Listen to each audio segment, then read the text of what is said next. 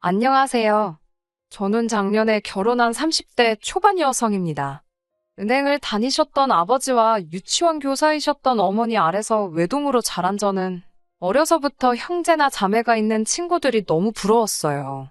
아무래도 부모님 두 분이 맞벌이를 하시다 보니 많은 것들을 혼자 해야만 했거든요. 게다가 저는 어려서부터 체구가 작고 몸이 약해서 종종 친구들로부터 괴롭힘을 당하곤 했어요. 하지만 바쁘신 부모님에게 이런 이야기를 털어놓기는 쉽지가 않았어요. 그럴 때마다 언니나 오빠가 있다면 얼마나 좋을까 생각했던 것 같아요. 나름 힘들고 마음고생은 심했지만 그래도 중학교와 고등학교를 좋은 성적으로 마치고 여대 영문과에 진학할 수 있었습니다.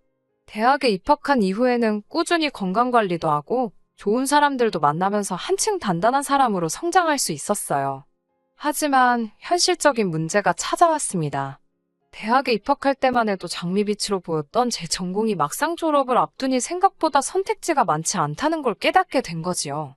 결국 대학원과 취업 사이에서 고민하다가 광고회사에 취업했습니다. 어려서부터 항상 일하시는 어머니 밑에서 자라서인지 직장은 반드시 있어야 하는 거라고 생각했거든요. 몇몇 친구들은 저에게 얼굴도 예쁘장하고 집에 여유도 있으니까 얌전히 있다가 좋은 남자 만나서 시집이나 가는 건 어떠냐고 뭐하러 사서 고생을 하냐고 했지만 저는 꼭 저만의 일을 하고 싶더라고요. 아무튼 그래서 광고회사에 들어갔는데 이쪽 일이라는 게 원래 일은 엄청 많은데 박봉이었습니다. 그래서 5년 정도 근무를 했을 무렵 사실 이직을 해야 하는 게 아닌가 엄청 고민을 하게 되었습니다. 그리고 그 즈음 남편을 만나게 되었습니다. 남편은 저희와 자주 거래하던 회사에 다니는 회사원이었어요. 호감 가는 외모의 서글서글한 성격 때문에 같이 일하기 편한 사람 중 한 명이었어요. 하지만 그때만 해도 이성으로서의 특별한 감정이 있지는 않았습니다. 하지만 언젠가 업무 때문에 의도치 않게 남편과 한 달 가까이 거의 매일 봐야 하던 시기가 있었어요. 그때 서로 정이 많이 들었고 그게 이어져 자연스럽게 연인으로 발전하게 되었습니다. 남편은 저보다 3살 많은데 사귀기 전에도 늘 일이 늦게 끝나면 저를 집 앞까지 데려다 주었고 제가 피곤해 보이면 먼저 쉬었다 하자면서 눈에 보이지 않게 많은 배려를 해주었어요. 남편의 그런 따뜻한 마음씨에 저는 하루가 다르게 빠져들었고 2년 정도 만난 무렵 자연스럽게 결혼 이야기가 나왔습니다. 무역회사를 다니셨던 시부와 전업주부였던 시모 밑에서 일남 일녀중 맞이로 자랐다는 남편에게는 10살도 넘게 차이나는 여동생이 있었어요. 늦둥이 여동생이라 그런지 남편이 엄청나게 애지중지한다는 느낌을 받았지만 그때만 해도 그게 안 좋은 일이라곤 조금도 생각하지 못했습니다. 오히려 가족에 대한 사랑이 넘쳐서 좋더라고요. 요새 뉴스에 보면 가족 간에 안 좋은 뉴스도 많은데 시댁은 모두 서로서로 아끼는 게 눈에 보였으니까요. 한 가지 마음에 걸렸던 건 모두에게 사랑을 넘치게 받아서인지 나이 어린 신우가 하는 행동들이 철딱서니가 없다는 거였지만 그건 제가 뭐라고 할 일은 아니니까 크게 의미를 두지는 않았습니다. 예를 들어 한 번은 이런 일이 있었습니다. 결혼 이야기가 나오기 시작하면서 시댁에 몇 번 왕래를 하게 되었어요. 시댁에 도착하면 신우가 꼭 그렇게 저를 훑어보고 이건 어디 거예요 하고 묻고 그랬거든요. 솔직히 처음에는 없던 여동생이 생긴 것 같기도 해서 귀엽게만 느껴졌어요. 저랑 친해지고 싶어서 그러는 것 같기도 했고요. 그런데 꼭 뭐가 마음에 들면 남편한테 오빠 나도 저거 사주면 안 돼? 하고 조르더라고요. 제가 앞에 버젓이 있는데도요. 문제는 신우가 그러면 남편이 알겠어? 알겠어? 오빠가 사줄게. 그러지. 한 번도 안 된다고 하는 적이 없더라고요. 만약에 물건이 옷이 아니라 예를 들어 팔찌나 귀걸이면 언니, 그거 나 한 번만 해보면 안 돼요? 이러거든요. 처음에는 의도를 눈치채지 못한 제가 얼떨결에요. 여기 한번 해봐요. 하고 2~3번 건네준 적이 있어요. 그러자 좋다고 그걸 팔에 귀에 걸치더니 남편을 보면서 오빠가 새언니한테 이거 나 주라고 하면 안 돼? 라고 하는 거예요. 제가 코앞에서 버젓이 다 듣고 있는데 그런 말을 하는 거죠. 그러면 사실 남편이 먼저 나서서 말도 안 되는 소리 하지 말라거나 어리광 부리지 말라고 안 된다고 딱 잘라주면 좋은데 그렇게 하지를 못하더군요. 자기도 난처하다는 듯이 저를 쳐다보고요. 그렇게 솔직히 처음엔 2번이나 팔찌랑 귀걸이를 뺏겼습니다. 게다가 저희 셋이 그러고 있으면 시모랑 시부는 쟤들은 사이도 참 좋다면서 우리 며느리들 애가 양보도 잘하고 심성이 곱다 그러셨고요. 지금 돌이켜보면 제가 생각해도 말도 안 되는 상황이고, 그렇다 보니 들으시는 분들은 절 바보라고 생각하실 수도 있지만, 그때는 저도 어쨌든 처음 겪는 상황이니까 똑부러지게 행동을 못했어요. 본격적으로 결혼 준비를 시작한 이후로는 다른 연인들과 마찬가지로 저희도 결혼 비용이나 혼수, 예물 같은 부분을 어떻게 하는 게 좋을지 많은 이야기를 나눴습니다. 남편은 최대한 검소하게 하길 원하면서도 혼수만큼은 생략 없이 할 건 다 했으면 좋겠는 눈치였어요. 하지만 저는 저대로 평생 꿈꿔온 결혼식이 있었기 때문에 결혼식만 검소하게 하는 건 내키지 않았습니다. 예산은 정해져 있는데 이런 부분에서 벌써 부딪히게 될 줄은 몰랐기 때문에 당황스러웠어요. 남편은 한 이틀 고민하는 듯 하더니 저에게 그럼 혼수 다른 건 생략하거나 줄이더라도 신우한테만큼은 신우가 갖고 싶어 하던 명품 가방을 하나 사주면 안 되겠냐고 하더군요. 이럴 때 점수 따면 좋잖아 하면서 둘이 자매처럼 지내려면 윗사람이 먼저 베풀고 들어가는 게 보기 좋지 않겠냐고요. 이때 솔직히 어이가 없었어요. 그래서 제가 남편에게 점수를 따도 시부모님한테 따는 게 맞지. 내가 왜 신우한테 점수를 따야 하냐고 물었습니다. 그러자 남편이 신우한테 이미 그 가방을 제가 사주기로 말해놨기 때문에 이제 와서 안 된다고 하면 엄청나게 실망할 거라고 말끝을 흐리더라고요. 그러면서 걔는 우리 집에서 안 된다라는 말은 들어본 적이 없는 애니까 자기가 이번에만 좀 맞춰줘라며 저한테 부탁을 해오더군요. 그래서 제가 그럼 혼수는 일체 다 생략하고 신우 가방만 하나 사주고 말라고 했어요. 대신 당신 돈으로 사주라고요. 그러자 남편이 그럼 어른들을 무슨 낯으로 보냐고 하길래 그러니까 말도 안 되는 소리 하지 말라고 선을 그었습니다.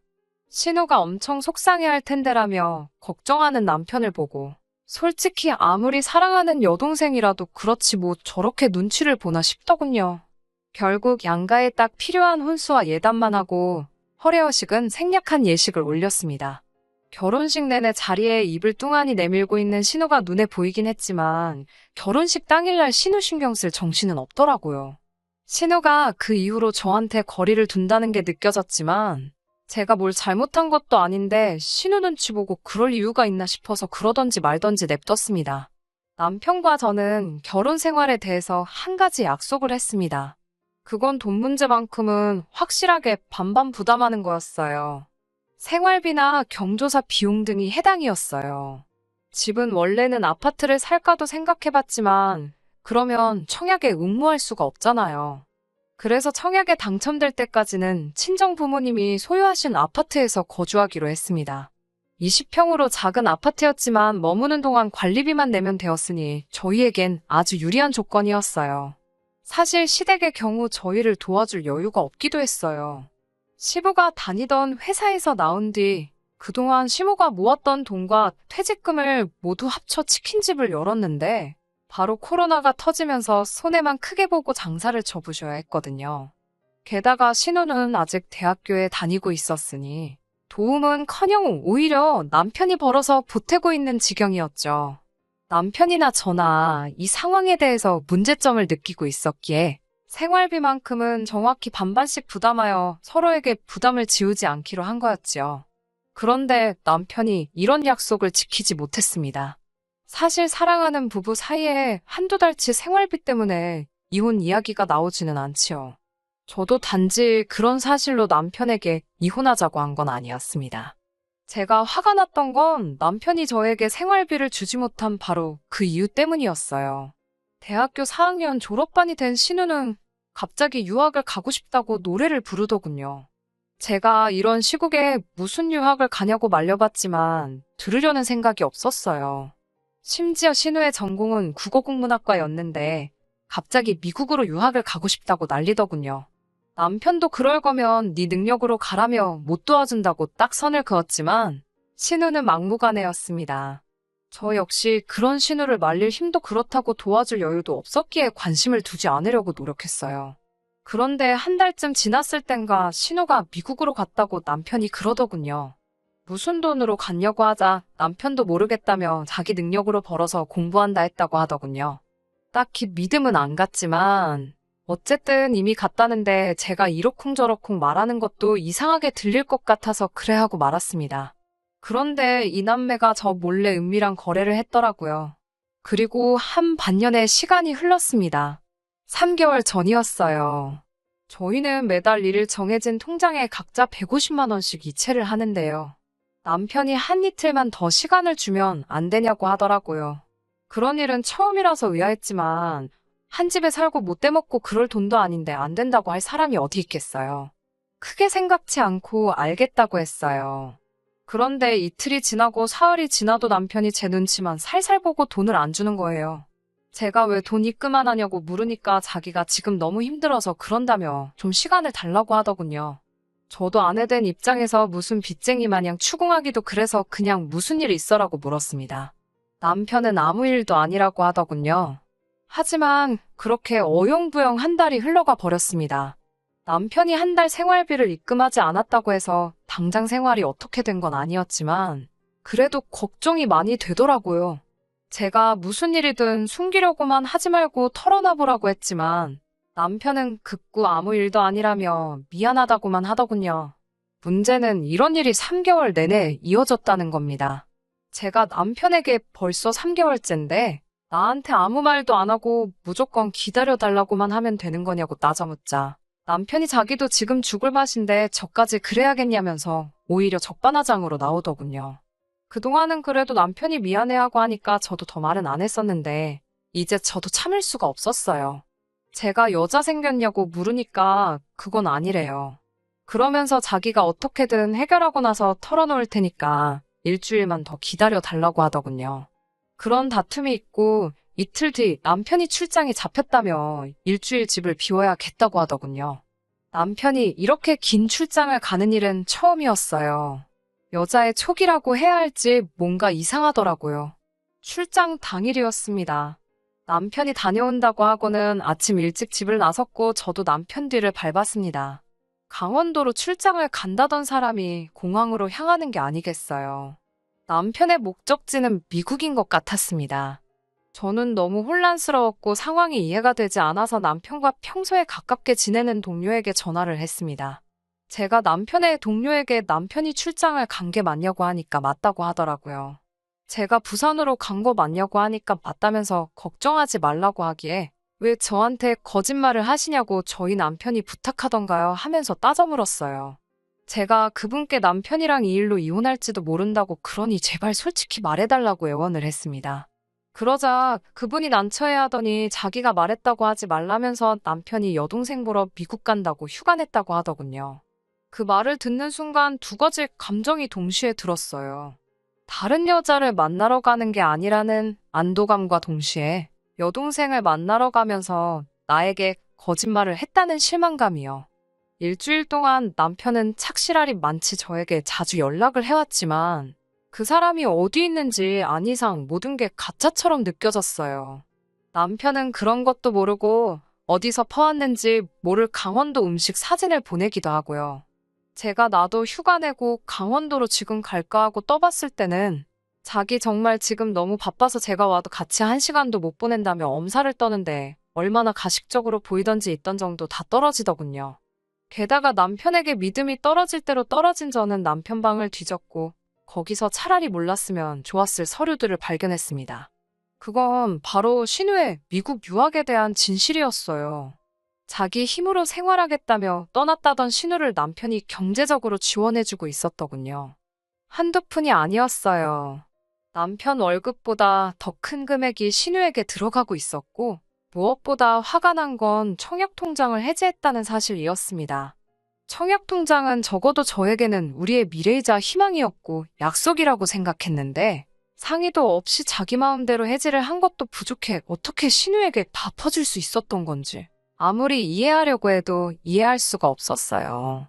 그리고 남편의 카드 내역서를 살펴보니 공부와 관련된 건 하나도 없고 전부 쇼핑몰과 외식이 대부분이었어요. 당장이라도 남편에게 전화해 이혼하자고 하고 싶었지만 헤어질 때 헤어지더라도 받을 건 받아야겠다 싶어서 분노를 억누르고 기다렸습니다. 1년만큼 길게 느껴졌던 일주일이 흐르고 남편이 집에 왔어요. 수요일 대낮에 제가 집에서 남편을 기다리고 있을 줄은 남편도 상상을 못했을 겁니다. 남편은 당황스러운 목소리로 저를 바라보면서 출근 안 했냐고 묻길래 나도 누구처럼 휴가 좀 내고 쉬는 중이야 라고 잔뜩 비아냥거리며 대답을 했어요. 그러자 남편도 제가 뭔가 알고 있다는 걸 눈치챘는지 깊은 한숨을 쉬더라고요. 제가 왜 거짓말하고 신우 보러 간 거냐고 단도직입적으로 물었습니다. 그리고 돈은 다 신우한테 썼던데 왜 말 안 했냐고 했어요. 그러자 남편은 저에게 사정하듯 상황을 설명하기 시작했어요. 신우가 미국에 갈 땐 정말 공부를 하러 간 게 맞는데 가자마자 남자친구가 생기면서 상황이 꼬였다는 거예요. 신우보다도 어린 남자애라는데 신우가 그 남자한테 환장을 해서 가진 거 다 퍼주고는 남편한테 도와달라고 했다고요. 저한테 하나뿐인 여동생이 도와달라는데 어떤 오빠가 거절을 할 수 있겠냐면서 그래서 한두 번 돈 보내준 게 다라고 하더군요. 이번에 보러 간 것도 하도 징징거려서 걱정이 돼서 보고 온 거라고요. 제가 청약통장은 왜 해지한 거냐고 하니까 신우가 차가 없어서 너무 힘들다고 그래서 차 사주느라 그랬대요. 한다는 소리가 청약통장엔 돈도 별로 없었다면서 주인도 없는데 방까지 뒤진 건 좀 지나친 것 같다고 저한테 오히려 짜증을 내더라고요. 그런 남편의 아나무인 태도를 보고 있으니 내가 뭐 한다고 이런 남자랑 미래를 꿈꾸나 싶더군요. 저는 남편에게 나한테 안 준 450만 원부터 일단 언제 줄 건지 말해보라고 하니까 또다시 조금만 시간을 달라고 하더라고요. 너 개털이지? 라고 물으니 말이 너무 심한 거 아니냐면서 되려 큰 소리를 치기에 시끄러우니까 당장 이 집에서 나가달라고 했어요. 이혼하자고. 어차피 지금 너 써있는 이 집도 우리 엄마 아빠 집인 건 알지 개털아 라고 하자 저한테 제정신이냐며 소리를 치대요. 그래서 차라리 네가 바람을 핀 거면 내가 이해를 하겠다고. 하지만 여동생은 뭐 떼낼 수도 없잖아 라고 제가 받아치자 저더러 같은 여자끼리 이해도 못 해주냐면서 저더러 네 친동생이어도 이럴 거냐고 그래요. 그러면서 신우를 질투하다니 너 정신이 어떻게 된 거 아냐 그러기에 제가 옆에 놓여있던 리모컨을 집어서 남편 머리통에 던지면서 개소리 짓거리지 말고 내 눈앞에서 당장 비키라고 했습니다. 그러면서 제가 네 여동생이 내 친동생이었음 벌써 정신 차리라고 머리채 잡고 뺨 때리고도 남았다고. 내 동생이 아니라 네 동생이니까 내가 지금 이 정도에서 끝내는 줄 알라고 했네요. 리모컨의 정통으로 머리를 맞은 남편은 어지간히 놀래는지 캐리어를 들고 다시 혼자 저 들으라는 듯이 미쳤네. 미쳤어를 반복하며 집을 나갔습니다. 저는 남편이 복도에서 사라지는 걸 확인하곤 바로 현관 비밀번호를 바꾼 뒤 인터넷에 이혼 전문 변호사를 검색해 연락을 취했습니다. 다행히 지금 상황을 들은 변호사는 남편에게 귀책 사유가 있기 때문에 이혼할 수 있고 가능하면 위자료 청구도 할 수 있을 거라고 조언을 해주었습니다. 실제로 이혼 소송을 진행하면서 변호사가 해준 말대로 법원은 저에게 유리한 판결을 내려줬습니다. 아무래도 적금까지 해지해가며 여동생에게 빼돌린 정황 등을 보면 파탄의 원인을 제공한 건 남편임에 분명했기 때문에 저에게 유리한 판결을 내려줄 수밖에 없었던 거예요. 덕분에 이혼에 더불어 남편은 저에게 위자료까지 내놓게 생겼습니다. 애가 있었다면 생활비에 양육비까지 애가 다 클 때까지 받았겠지만 돈 몇 푼 더 받는 것보다 둘 사이에 아이가 없다는 사실이 오히려 다행이라는 생각이 들었습니다. 그 전까지는 이혼한다는 말에 눈 하나 꿈쩍 안 하던 사람이었는데 결혼 후에도 재산이 따로 없어 잃을 게 없다고 생각했었던 것과는 다르게 저에게 위자료까지 줘야 한다는 판결을 받거나 이제 자기 잘못을 뉘우친 사람 마냥 그제서야 저에게 미안하다고 자기가 잘못했다고 하더군요. 조정기간 동안만큼은 그 시절 제가 좋아했던 그때 그 사람으로 돌아와 저에게 엄청 잘했어요. 매일같이 저에게 용서를 빌며 제 마음을 돌리려고 노력하더라고요. 하지만 끝내 제 마음을 돌려놓지는 못했죠. 앞으로 여동생을 다시는 안 보고 살겠다며 제 앞에 무릎 꿇고 비는 건 물론 제 다리를 붙잡고 눈물까지 흘려가며 애를 쓰더라고요. 하지만 그게 연기라는 건 누가 봐도 알 정도였으니 사소한 정에 휩쓸리지 말고 제가 정한 대로 결정 되돌리지 않고 위자료도 전부 받을 거고 이혼도 되돌릴 생각 없다고 못을 박아줬습니다. 결국 끝끝내 제 마음을 돌리지 못할 거라고 생각했는지, 본전 생각에 그러는 건지 아니면 지 여동생 주려고 그러는 건지, 이건 자기가 선물해준 거 아니냐며, 이건 자기 거라고 마지막 남은 옷까지 몇 개, 가방 몇 개를 두고 빼돌리고 있더라고요. 그 추한 본 모습을 보니 제 마음 돌리지 않은 게 참 잘했다는 생각이 들었습니다. 억지로 또 바뀌지도 않을 남자를 이번에는 진짜일 거다 믿으면서 살 뻔했네요. 친정 부모님도 그런 집안에서 저만 혼자 이방인 마냥 겉돌봐야 지금 당장은 힘들지라도 앞으로를 생각해보면 제가 내린 결정이 틀리지 않을 것이고, 그 결정을 내리기까지 정말 힘들었을 텐데 정말 대단하고 장하다고 해주시니 그나마 그게 위로가 되었습니다. 위자료 받은 거 얼마 되지 않는 돈이고 그동안 제가 받은 스트레스나 마음고생에 비할바 못 되지만 독하게 받아내서 앞으로 더 힘들 남편과 시댁 생각을 하면 지금 당장 제가 해줄 수 있는 최선의 복수가 아닐까 싶습니다. 여기에 제가 저 스스로 더 성공하고 행복하게 지낸다면 더할 나위 없겠지요. 이제는 저도 더 이상 헤매이지 않을 생각입니다. 한동안은 여유도 찾고 제 인생에만 집중해서 살아볼까 합니다. 긴 이야기 들어주셔서 감사합니다. 끝까지 들어주셔서 감사합니다. 오늘의 사연은 여기까지입니다. 구독과 좋아요, 알람 설정 부탁드리고 더 좋은 사연으로 다시 찾아뵙겠습니다. 감사합니다.